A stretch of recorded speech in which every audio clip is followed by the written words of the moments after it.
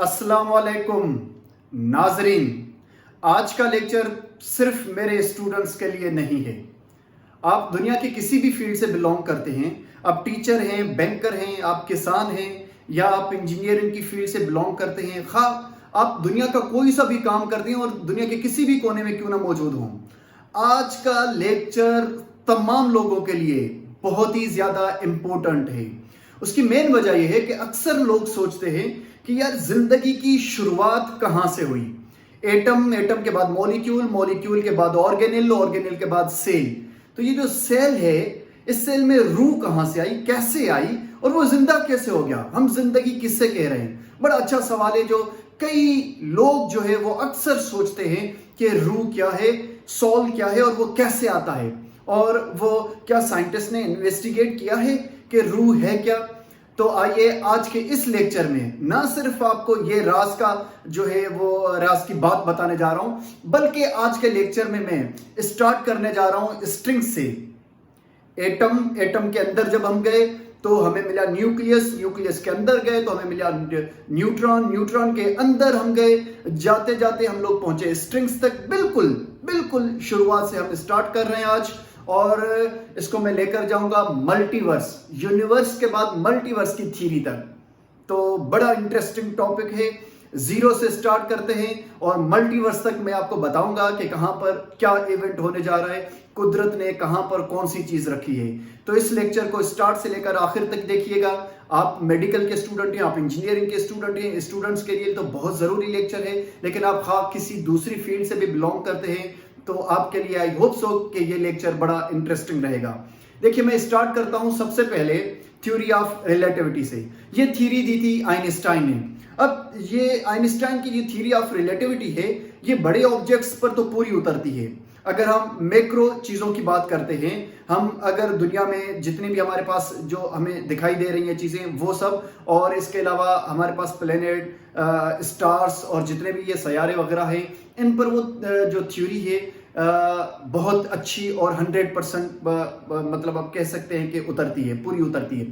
लेकिन जब theory of relativity को, इस थ्योरी को जब हम लेकर आते हैं एटम के अंदर, तो बिल्कुल क्लैश पैदा हो जाता है, गड़बड़ हो जाती है।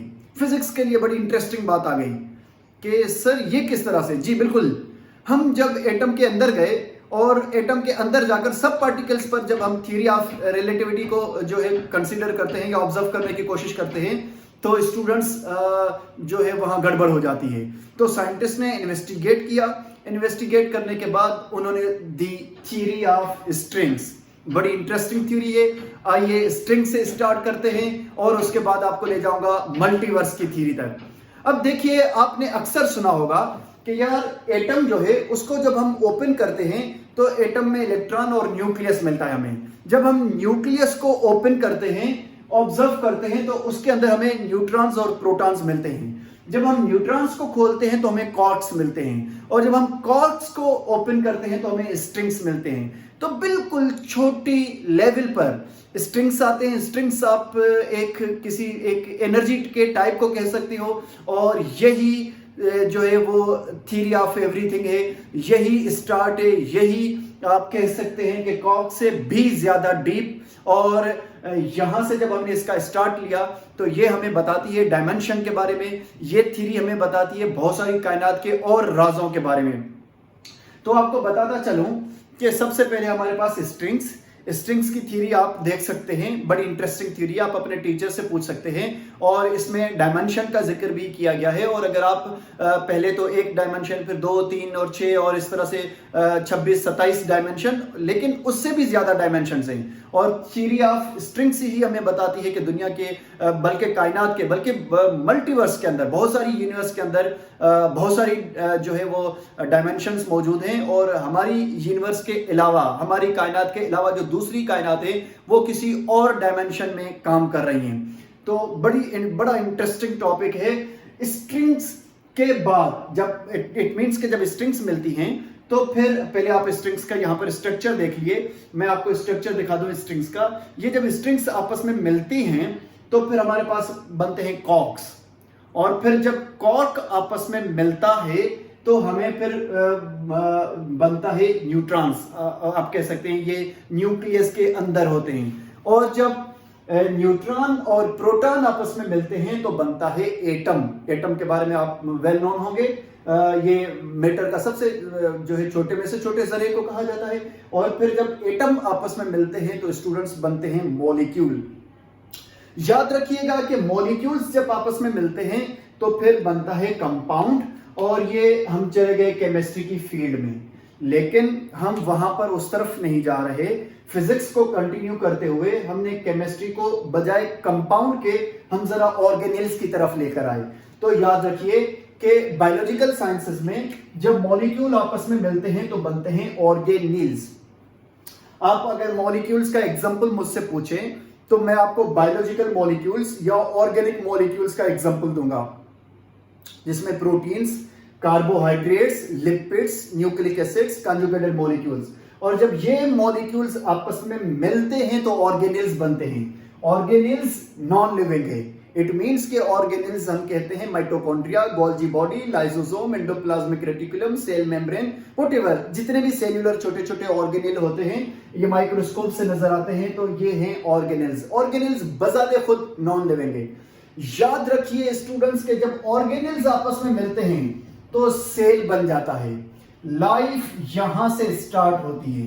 Something very interesting and strange कि सर नॉन लिविंग में से जिंदगी कैसे वजूद में आ गई।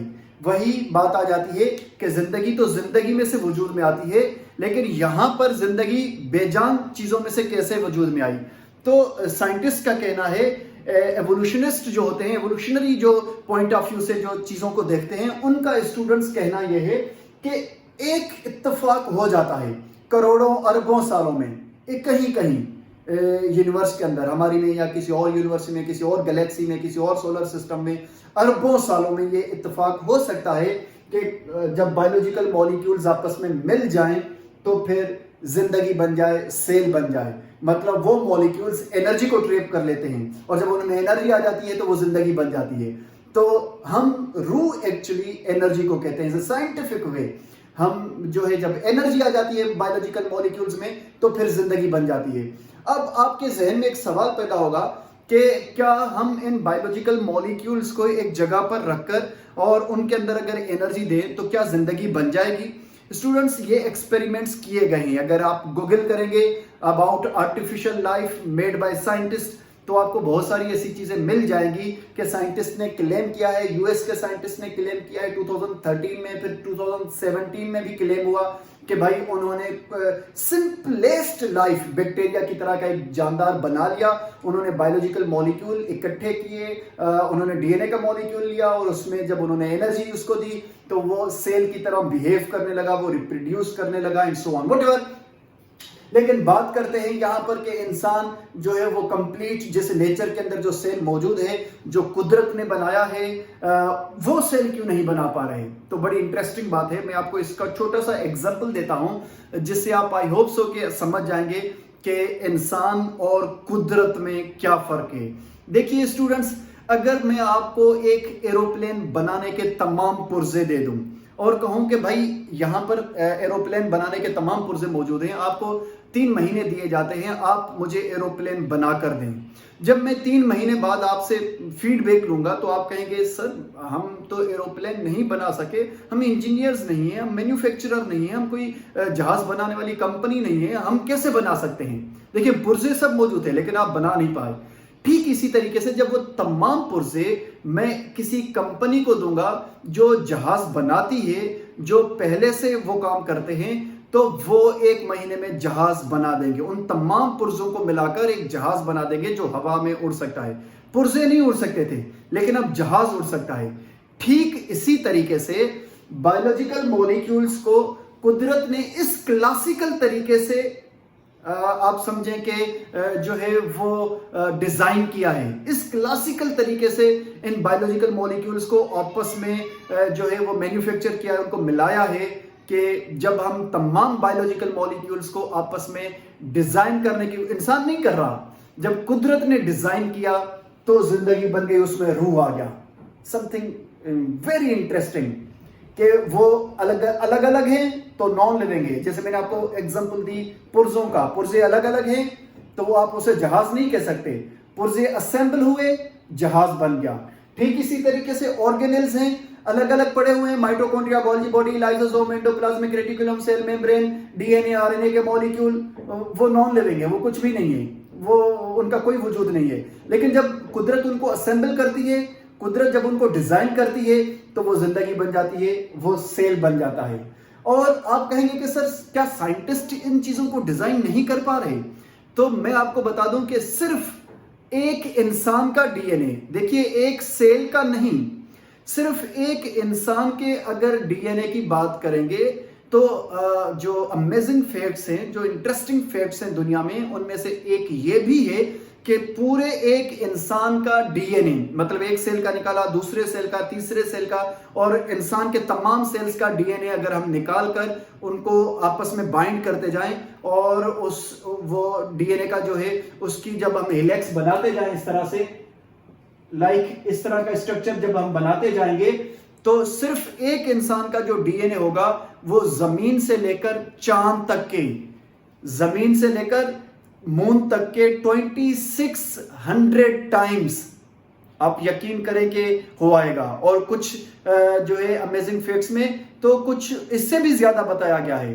तो आप इससे अंदाजा लगाएं कि सिर्फ एक इंसान का डीएनए जमीन से लेकर चांद तक के तकरीबन 2600 टाइम्स आएगा और जाएगा। तो इतना बड़ा मॉलिक्यूल हेलिक्स फॉर्म में डीएनए कुदरत ने किस क्लासिकल तरीके से डिजाइन करके, किस क्लासिकल तरीके से असेंबल करके हमारे अंदर रखा है। और हम कट लगाते हैं, डीएनए तो नहीं निकलता, ब्लड निकलता है। जरा सोचिए तो सही कि कितना कितना आप कह सकते हैं कि माइक्रो, कितना छोटा ये धागा है और उसको किस क्लासिकल तरीके से जो है वो असेंबल करके, डिजाइन करके उसको लपेटा गया है और हम इंसान बनते हैं। तो ये सिर्फ एक मॉलिक्यूल की बात हो रही है, डीएनए की। न जाने कितने प्रोटीन्स, कितने कार्बोहाइड्रेट्स, कितने लिपिड्स मौजूद हैं। ये एक कुदरत का बहुत बड़ा एविडेंस है। ये एक आप कह सकते हैं कि कुदरत को मानने के लिए जो है उनके लिए एक बहुत बड़ा राज है, जिससे हम कह सकते हैं कि हम सोच सकते हैं कि वाकई कुदरत मौजूद है।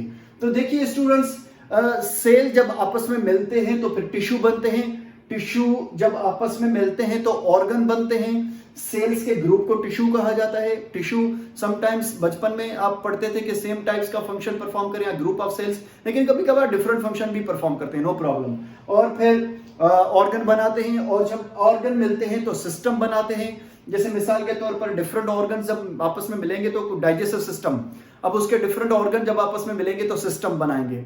और फिर जब system, digestive system, respiratory system, excretory system, reproductive system, ये डिफरेंट सिस्टम आपस में मिलेंगे तो मल्टी सेल्यूलर ऑर्गेनिज्म बनाएंगे।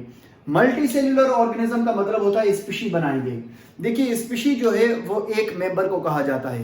इट्स वी कैन से कि जो हमारे पास जो बायोलॉजिकल हिरार्की होती है, जो हमारे पास बायोलॉजिकल जो लेवल्स ऑफ ऑर्गेनाइजेशन है, जिसमें हम बात करते हैं किंगडम, फाइलम और फैमिली और इस तरह से, तो उसमें जो सबसे छोटा यूनिट है हिरार्की का वो स्पीशी होता है। और बड़ा हम बात करेंगे तो डोमेन है, कुछ किताबों में लिखा हुआ है, कुछ में किंगडम। चले किंगडम को मान लेते हैं, ऊपर की तरफ किंगडम होता है और उसके बाद फिर किंगडम के बाद हमारे पास फाइलम, डिवीजन और इस तरह से फैमिलीज। और चलते चलते जब हम बिल्कुल नीचे के यूनिट पर आएंगे तो सबसे छोटा जो यूनिट है वो स्पीशी कहलाता है। ये मेडिकल के टेस्ट में इसकी डेफिनेशन पूछी जाती है, एमडी-कैट के टेस्ट में। स्पीशी जब आपस में मिलती हैं तो फिर पॉपुलेशन बनती है। याद रखिए, स्पीशी, ह्यूमन स्पीशी, मैन और मेरी तरह के बहुत सारे जब लोग आपस में मिलेंगे तो फिर ये पॉपुलेशन कहलाएगी, ह्यूमन पॉपुलेशन कहलाएगी। इसी तरह से अगर बात करते हैं हम जंगल की, तो वहां पर अगर एक शेर मौजूद है तो ये शेरों की एक स्पीशी है, एक मेंबर है उनका। लेकिन जब बहुत सारे शेर आपस में मिलेंगे तो ये क्या हो जाएगी, शेरों की पॉपुलेशन हो जाएगी। पॉपुलेशन हमेशा सेम स्पीशी की होती है। ऐसे नहीं कि पॉपुलेशन में आप कहें कि भाई शेर भी आ गए, गीदड़ भी आ गए, इंसान भी आ गए, एलिफेंट भी आ गए, नहीं। अगर एलिफेंट है तो एलिफेंट की स्पीशी जब 8, 10, 15, 20 मेंबर उसके मिलेंगे, 100, 1000, 10,000, 20,000, लाख, तो वो एलिफेंट की पॉपुलेशन बन जाएगी। और फिर इस तरह से जब डिफरेंट पॉपुलेशन आपस में मिलती हैं तो कम्युनिटी बन जाती हैं। ये देखिए कम्युनिटी के अंदर आप ऑब्जर्व कर सकते हैं कि बहुत सारे डिफरेंट पॉपुलेशंस मौजूद हैं।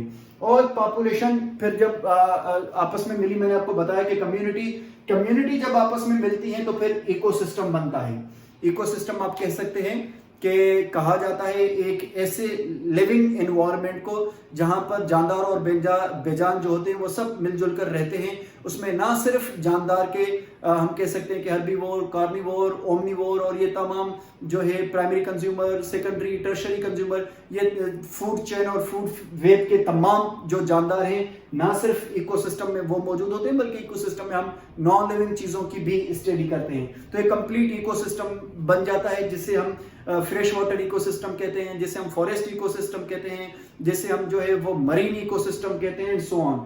फिर इस तरह के बहुत सारे इकोसिस्टम जब आपस में मिलते हैं तो बायोस्फीयर बनता है। बायोस्फीयर मतलब दुनिया का वो स्फीयर जहां पर लाइफ मौजूद हो, वो जगह, मतलब कॉन्टिनेंट आप कह सकते हैं और ओशंस वगैरह। और फिर इस तरह के बायोस्फीयर को ही आप अर्थ कह सकते हैं। That means simply earth, planet earth, गिरा अर्थ। और जब हमने देखा कि अर्थ की तरह के और सयारा आपस में मिले, जैसे अगर हम बात करते हैं मार्स की, जुपिटर की और इस तरह बहुत सारे और हैं, 8, 9, प्लूटो को निकाल देंगे तो 8, अगर प्लूटो को डाल देते हैं तो 9। तो ये जब इस हमारे सोलर सिस्टम की मतलब 8 प्लैनेट्स को जब हम मिलाएंगे तो हमारे पास आ जाएगा सोलर सिस्टम। सोलर सिस्टम मतलब हमारा जो सिस्टम है, हमारे सूरज का, हमारे सन का जो सिस्टम है, हम उसे सोलर सिस्टम कहते हैं। और उसके गिर्द जो है 9 प्लैनेट मूव करते हैं। और इस तरह के जब सोलर सिस्टम आप कह सकते हैं, जब ग्रुप ऑफ स्टार्स, बिकॉज ये तो स्टार्स नहीं है, ये सयारे हैं, ये प्लैनेट्स हैं। और फिर अगर हम स्टार की बात करेंगे, मतलब जैसे हमारा सन भी एक स्टार है, तो जब हम स्टार्स, ग्रुप ऑफ स्टार्स की बात करते हैं तो एस्ट्रिज्म नाम का एक हमारे पास वर्ड आता है, that means a group of stars. और फिर एस्ट्रिज्म को जब हम आपस में मिलाएंगे, जब ग्रुप ऑफ स्टार्स, इस तरह के बहुत सारे लाखों करोड़ों की तादाद में हम स्टार्स के ग्रुप को मिलाएंगे तो हमारे पास आ जाएगी गैलेक्सी। उस गैलेक्सी को हम मिल्की वे कहते हैं, मतलब हमारी गैलेक्सी का नाम है मिल्की वे गैलेक्सी। ये इस मिल्की वे गैलेक्सी के अंदर ट्रिलियंस स्टार्स मौजूद हैं, आप सोच भी नहीं सकते। और उन स्टार्स के पास न जाने कितने स्टार्स के पास प्लैनेट्स होंगे, और उन प्लैनेट्स पर न जाने कितने प्लैनेट्स पर जो है वो जिंदगी मौजूद होगी। बल्कि आज से कोई 4-5 दिन पहले की रिसर्च है कि जो है वो साइंटिस्ट ने इन्वेस्टिगेट किया है कि हमारी गैलेक्सी के अंदर 36 जो है वो सिविलाइजेशंस मौजूद हैं।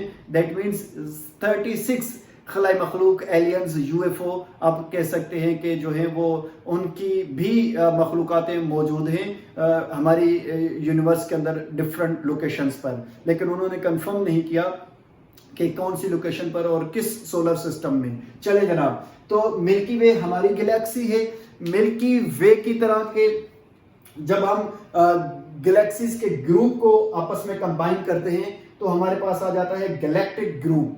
ये वो ग्रुप है जिसमें हम एक से ज्यादा गैलेक्सीज को रखते हैं। और फिर गैलेक्टिक ग्रुप को जब हम कंबाइन करते हैं तो हमारे पास आ जाता है यूनिवर्स, दैट मीन्स कायनात।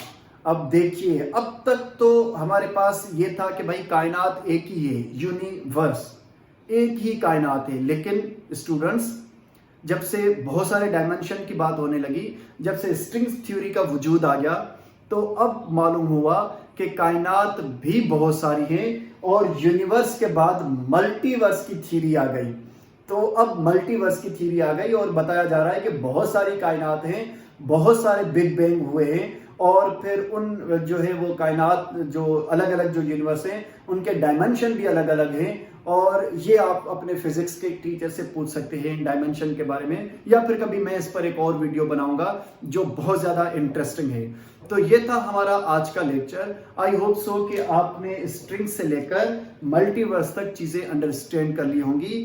Thank you so much. अगर कोई सवाल है तो आप जो है वो कमेंट बॉक्स में पूछ लीजिएगा। खुदा हाफिज।